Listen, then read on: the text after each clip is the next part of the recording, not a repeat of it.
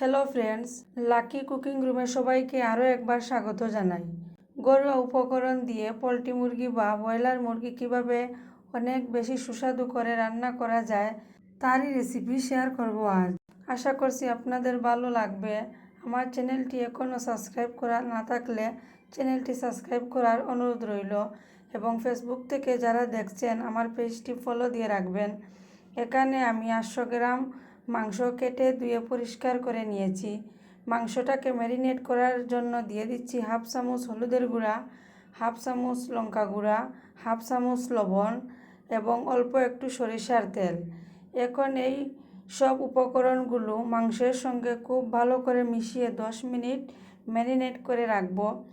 আর আপনারা চাইলে এখানে লেবুর রস দিতে পারেন, তাহলে ব্রয়লার মুরগির যে আষ্টে গন্ধ থাকে সেটা আর থাকবে না।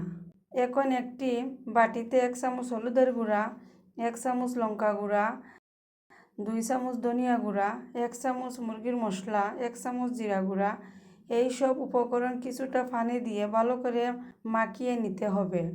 ওইভাবে মশলা আগে থেকে মাখিয়ে রাখলে ওই মশলা দিয়ে রান্না করলে বাটা মশলার একটা ঘ্রাণ আসে এবং মশলাটা কষানোর সময় পুড়েও যায় না। এখানে আমি 1 কাপ রান্নার তেল নিয়েছি। তেলটাকে গরম করে সামান্য একটু লবণ অ্যাড করছি। এর ফলে মাংসটা ভাজার সময় পাতিলের তলায় লেগে থাকবে না।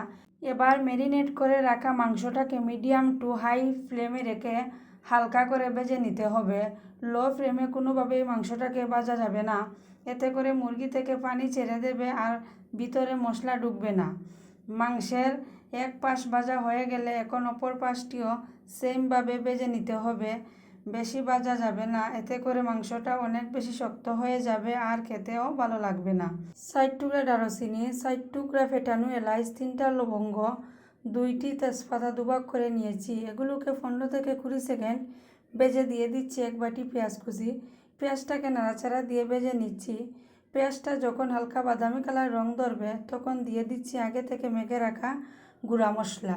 মশলাটা যাতে পুড়ে না যায় সেজন্য বাটিটা ধুয়ে অল্প একটু পানি দিয়ে নাড়াচাড়া দিয়ে মশলাটাকে ভালো করে কষিয়ে নিচ্ছি।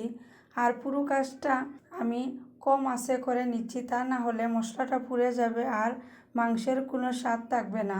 তাই মশলাটা একটু সাবধানে কষাতে হবে। কষাতে কষাতে যখন দেখবেন মশলাটা তেল ছেড়ে দিয়েছে তখন দিতে হবে আগে থেকে ভেজে রাখা মাংস। এর সঙ্গে দিচ্ছি স্বাদ মতো লবণ।